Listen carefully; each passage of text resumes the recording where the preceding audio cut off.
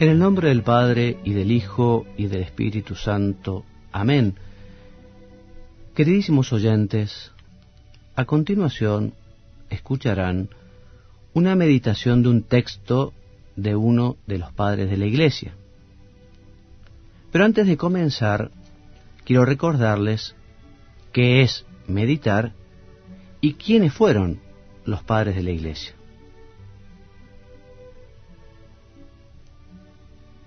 La meditación es una forma de oración, una manera de hablar con Dios. Los comentarios que escucharán quieren convertirse en una ayuda para que puedan comunicarse con el Señor en una charla filial, cercana y cariñosa. ¿Y quiénes fueron los padres de la Iglesia? Fueron pastores, obispos en su mayoría, que vivieron los primeros siglos de la Iglesia. Y ellos, en su predicación, en su enseñanza, en sus escritos, tuvieron que dar respuesta a cuestiones y dificultades morales y teológicas en ambientes muchas veces convulsionados por persecuciones, conflictos internos, por herejías y cismas. Y ustedes dirán, ¿y por qué puede ser conveniente meditar con textos de los padres de la Iglesia? Te voy a responder con la instrucción sobre los padres de la Iglesia en la formación sacerdotal, un documento de la Congregación para la Enseñanza Católica. Este documento nos dice que los padres de la Iglesia son testigos privilegiados de la tradición de la Iglesia. También que los padres fueron intérpretes de la Sagrada Escritura. Los padres tuvieron una ciencia teológica extraordinaria, fueron maestros de vida espiritual y apostólica. Y también los padres de la Iglesia fueron santos y sus escritos constituyen un verdadero tesoro para la Iglesia.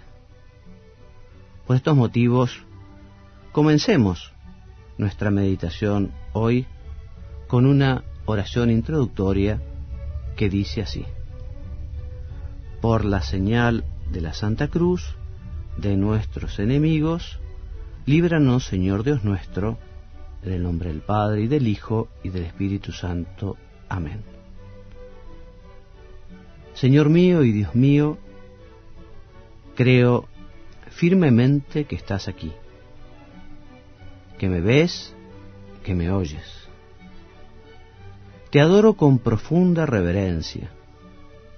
Te pido perdón de mis pecados y gracia para hacer con fruto este rato de oración.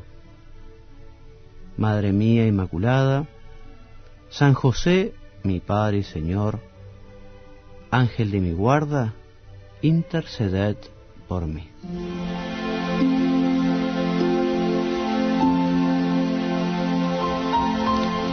Queridos amigos, nuevamente juntos para hacer nuestro rato de meditación. Quienes nos acompañaron la semana pasada recordarán que también meditamos un texto de San Juan Damasceno, al igual que hoy. San Juan, les decía, fue el último de los padres de la Iglesia de Oriente. Les contaba que nació en Damasco entre los años 650 y 674, y que fue como un puente entre la Edad Media y la historia antigua, ya que realizó una admirable síntesis de las riquezas doctrinales de la patrística griega. Bueno, hoy meditaremos un texto que nos habla de la Santa Cruz, y esta es una exposición de la fe ortodoxa que comienza diciendo así: todas las obras y milagros de Cristo son sobresalientes, divinos y admirables. Pero lo más digno de admiración es su venerable cruz, porque la cruz ha abolido la muerte, ha extinguido el pecado de nuestro primer padre Adán, ha expoliado el infierno, nos ha entregado la resurrección. La cruz nos ha concedido la fuerza de despreciar el mundo presente y la muerte misma. También ha enderezado nuestro regreso a la primitiva felicidad, nos lleva a las puertas del paraíso y ha situado nuestra naturaleza junto a la diestra de Dios, haciéndonos hijos y herederos suyos. Por lo tanto, tenemos que tener una verdadera veneración por la Santa Cruz de nuestro Señor Jesucristo. La cruz ha garantizado todas estas cosas. Todos los que fuimos bautizados en Cristo, dijo el apóstol, fuimos bautizados en su muerte. Todos los que fuimos bautizados en Cristo nos revestimos de Cristo. Cristo es la virtud y la sabiduría de Dios. Por tanto, la muerte de Cristo, es decir, la cruz, nos ha revestido de la auténtica sabiduría y potencia divina. El poder de Dios es la palabra de la cruz, porque por esta se nos ha manifestado la potencia de Dios, es decir, la victoria sobre la muerte, y del mismo modo que los cuatro extremos de la cruz se pliegan y se encierran en la parte central, así lo elevado y lo profundo, lo largo y lo ancho, esto es, toda criatura visible e invisible, es abarcada por el poder de Dios. La cruz se nos ha dado como señal en la frente, al igual que Israel, la circuncisión, pues por ello los fieles nos diferenciamos de los infieles y nos damos a conocer a los demás. Es el escudo, el arma y el trofeo contra el demonio. Es el sello para que no nos alcance el ángel exterminador, como dice la Escritura. Es el instrumento para levantar a los que yacen, el apoyo de los que se mantienen en pie, el bastón de los débiles, la vara de los que son apacentados, la guía de los que se dan la vuelta hacia atrás, el punto final de los que avanzan, la salud del alma y del cuerpo, la que ahuyenta todos los males, la que acoge todos los bienes, la muerte del pecado, la planta de la resurrección, el árbol de la vida eterna. Así pues, en este leño precioso y verdaderamente digno de veneración, en el que Cristo se ofreció como hostia por nosotros, debemos arrodillarnos para adorarlo, porque fue santificado por el contacto con el cuerpo y sangre santísimos del Señor. También hemos de obrar así con los clavos, la lanza, los vestidos y los sagrados lugares donde el Señor ha estado, el pesebre, la cueva, el Gólgota que nos ha traído la salvación, el sepulcro que nos ha donado la vida, Sión, fortaleza de la Iglesia, y otros lugares semejantes, según decía David, antepasados de Dios según la carne. Estaremos en sus mansiones, adoraremos en el lugar donde estuvieron sus pies. Las palabras que se exponen a continuación demuestran que David se refiere a la cruz. Levántate, Señor, de tu descanso. La resurrección sigue a la cruz, pues entre las cosas queridas estimamos la casa, el lecho y el vestido, cuánto más queridas serán para nosotros entre las cosas de Dios y de nuestro Salvador las que nos han procurado la salvación. Adoremos la imagen de la preciosa y vivificante cruz de cualquier materia que esté compuesta, porque no veneramos el objeto material, sino lo que representa, el símbolo de Cristo. Él mismo, refiriéndose a la cruz, advirtió a sus discípulos: entonces aparecerá la señal del Hijo del Hombre en el cielo. Y por eso el ángel que anunciaba la resurrección dijo a las mujeres: ¿buscáis a Jesús Nazareno, el crucificado? Y el apóstol: nosotros anunciamos a Cristo crucificado. Hay muchos Cristos y muchos Jesús, pero uno solo es el crucificado. No dijo atravesado por la lanza, sino crucificado. Hay que adorar, por tanto, el símbolo de Cristo. En fin, y continúa el texto de San Juan Damasceno, pero hasta aquí nuestra lectura para hacer algunas consideraciones. El mismo Jesús nos dice que si nosotros queremos ser discípulos suyos, tenemos que tomar la cruz cada día y seguirlo. Sabemos que la cruz, cargar con la cruz, es una forma de decir o una forma de simbolizar el sacrificio y la entrega de la propia vida. Así como Cristo se entrega al Padre para la salvación de la humanidad, de la misma manera los cristianos tenemos que entregarnos al Padre, a nuestro Padre Dios, llevando la cruz que Dios ha querido para cada uno. Esta cruz de cada uno es una cruz personal, que siempre será pesada y siempre costará llevarla. Pero si realmente la que llevamos es la cruz de Cristo, es Cristo el que la lleva y nosotros quienes le acompañamos, como lo hizo Simón de Cirene.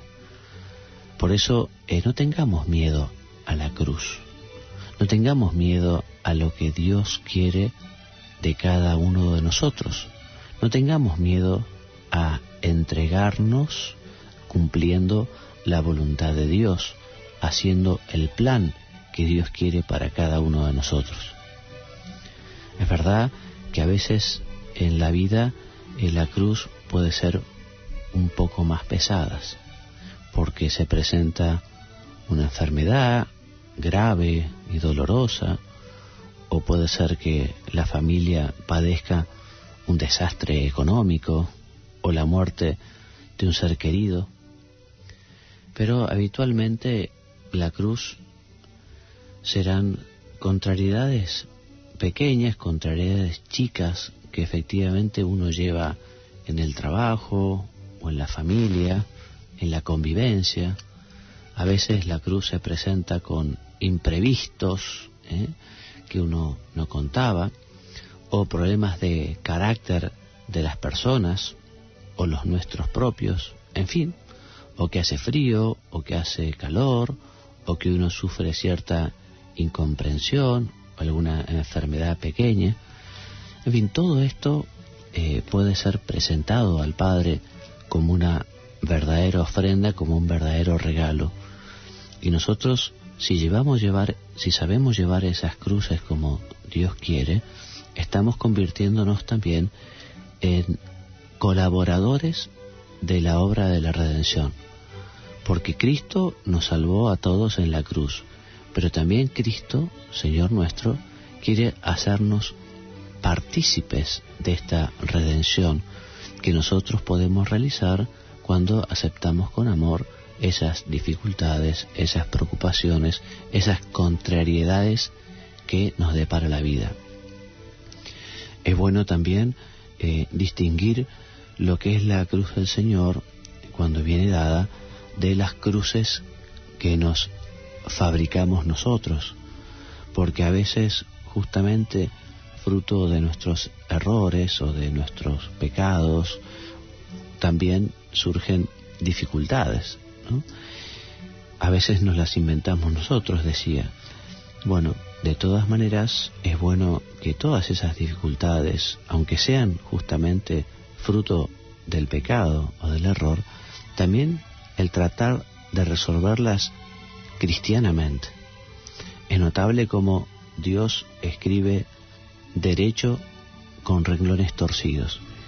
Y lo que muchas veces pareciera una tremenda contrariedad o contradicción, cuando a veces vemos un mal que nos aqueja, del que pensamos que no puede salir ningún fruto bueno, resulta que cuando uno con ese problema se acerca a Jesucristo a pedirle ayuda, a pedirle fuerza, a pedirle también consuelo, a pedirle la capacidad de poder llevarla, resulta que eso que uno veía totalmente negativo y del cual no podía salir nada bueno, resulta que Dios se vale de ello para que nosotros crezcamos en santidad.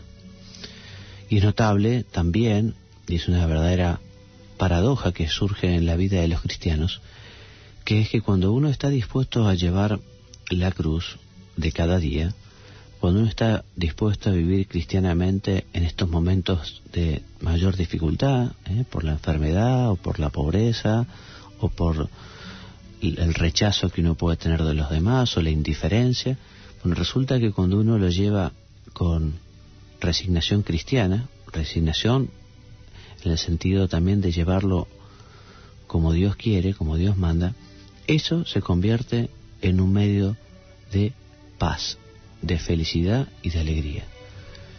Es impresionante, la alegría y la paz de las personas no van de la mano habitualmente de la diversión o de la frivolidad o de la superficialidad, sino que la paz, la felicidad, la alegría van de la mano del cumplimiento del propio fin que tiene cada hombre en la tierra, incluso el fin de vivir con paciencia y con amor estos momentos de dificultad.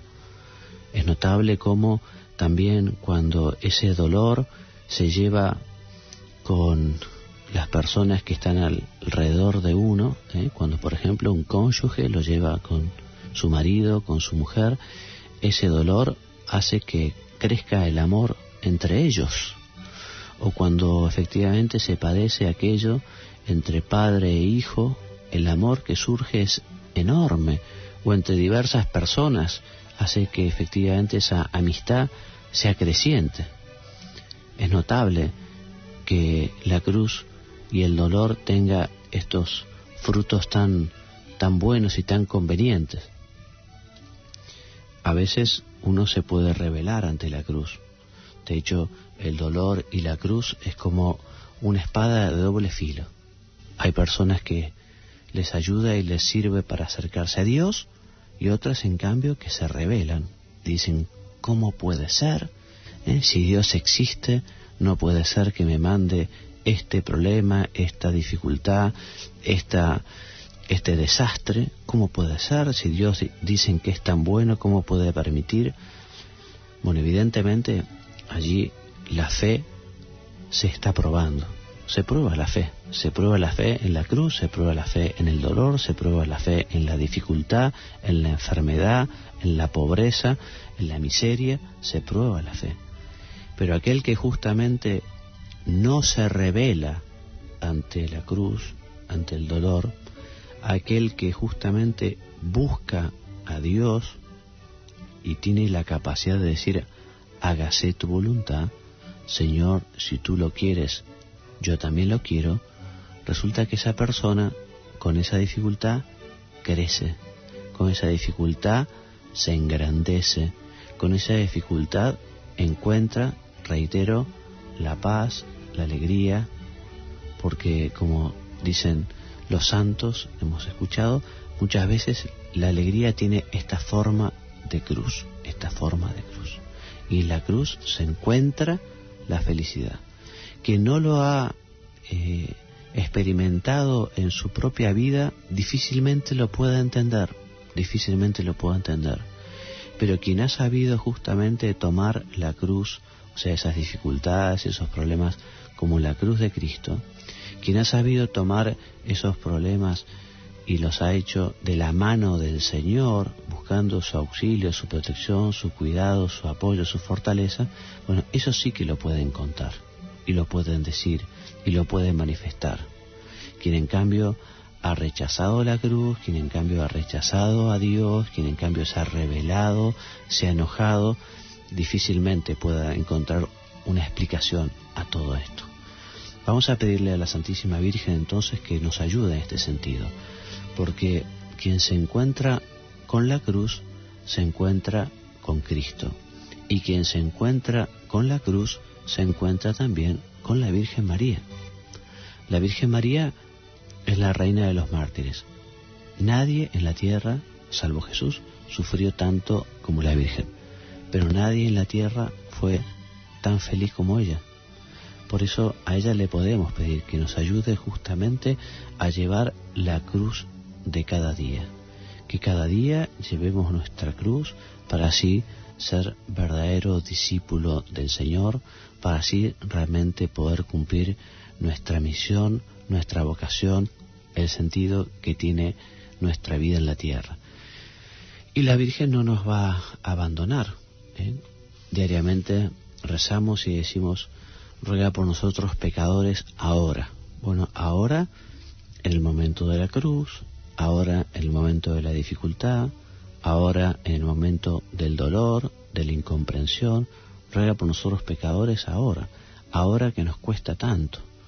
Y vas a ver cómo vas a escuchar la voz de la Virgen, cómo vas a sentir su presencia, vas a ver cómo efectivamente ella te va a llevar de la mano por ese camino de la cruz, por ese vía crucis que muchas veces es tan difícil. Alegrémonos entonces ante la cruz.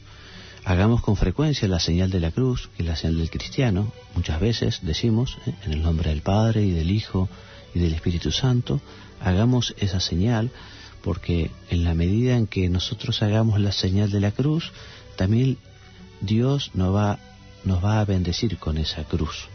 Y la señal de la cruz nos ayuda justamente a rechazar las posibles tentaciones que puedan venir, nos ayuda a alejar de nosotros los malos pensamientos. La señal de la cruz es un verdadero regalo que Dios nos hace y que vale la pena que muchas veces hagamos la señal de la cruz cuando estamos quizá en nuestra habitación, antes de dormir, al levantarnos, al almorzar o al comer por la noche, incluso también por la calle.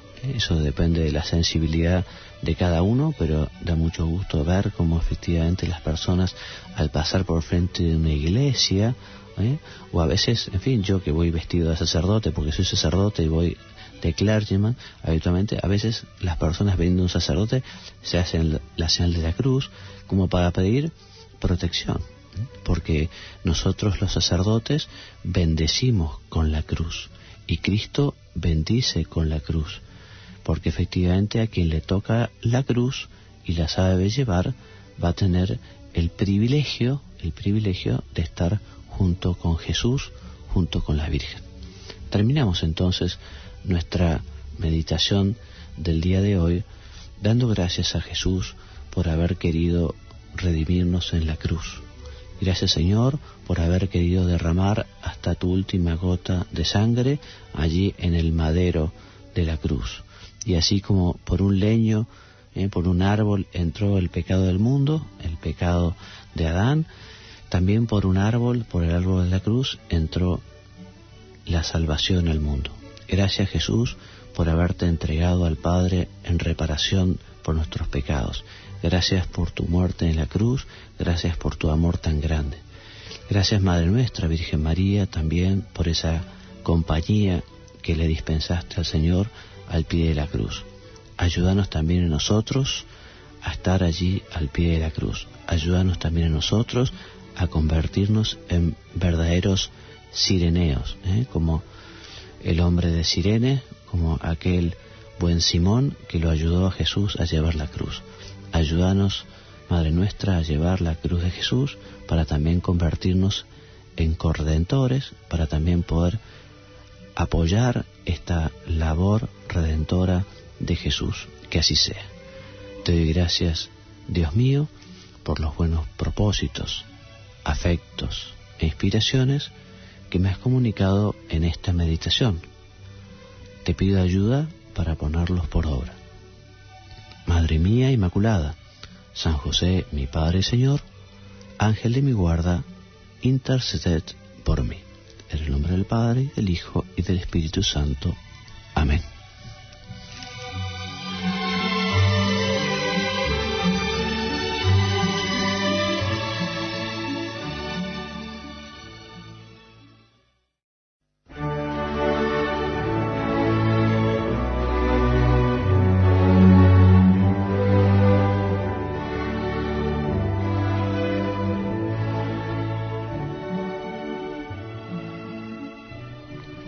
En el nombre del Padre, y del Hijo, y del Espíritu Santo. Amén.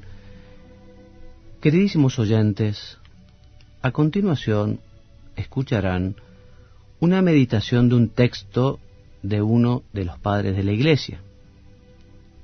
Pero antes de comenzar, quiero recordarles qué es meditar y quiénes fueron los padres de la Iglesia.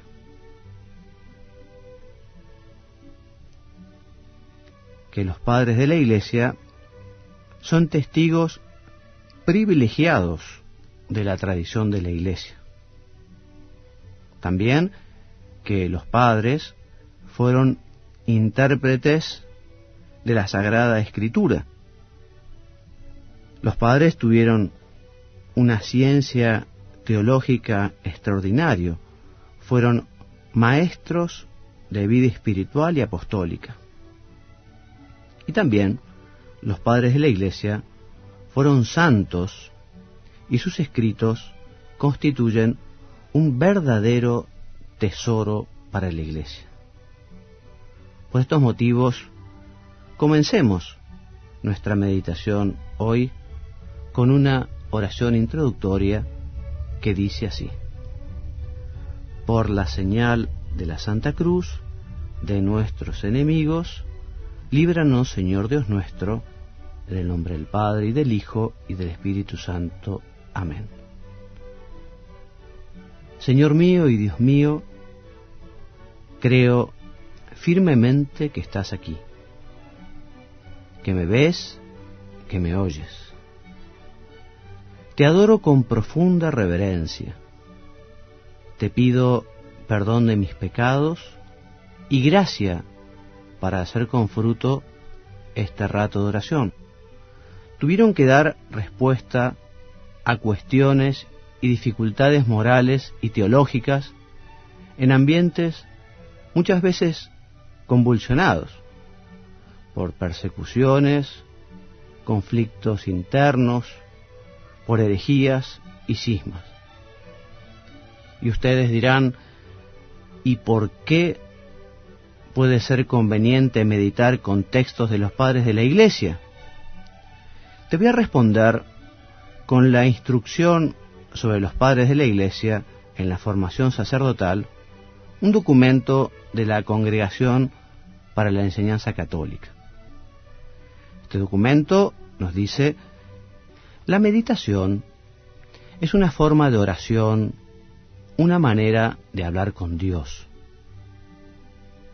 Los comentarios que escucharán quieren convertirse en una ayuda para que puedan comunicarse con el Señor en una charla filial, cercana y cariñosa. ¿Y quiénes fueron los padres de la Iglesia?